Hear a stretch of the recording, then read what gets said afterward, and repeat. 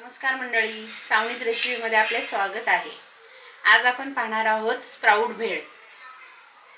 त्यासाठी लागणारे साहित्य: मोड आलेले मूग, काकडी, गाजर, टोमॅटो, कांदा, कोथिंबीर, लिंबू, चाट मसाला, लाल तिखट, मीठ।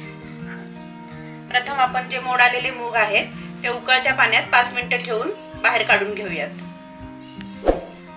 मंडळी, आपण आमच्या चॅनलला नवीन असाल तर आमच्या चॅनलला सबस्क्राइब करा आणि नवनवीन व्हिडिओ पाहण्यासाठी बेल आयकॉनला प्रेस करा।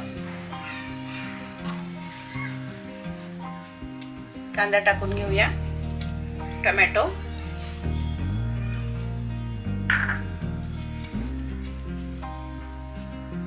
गाजर, काकडी, कोथिंबीर, चाट मसाला, लाल तिखट, मीठ,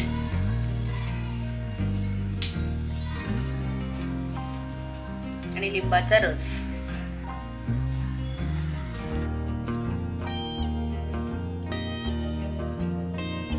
आता आपण हे सगळं एकजीव करून घेऊया।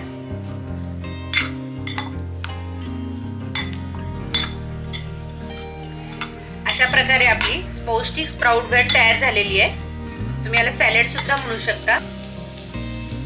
आता पुन्हा भेटूया आपण एका नवीन रेसिपी मध्ये। तोपर्यंत नमस्कार।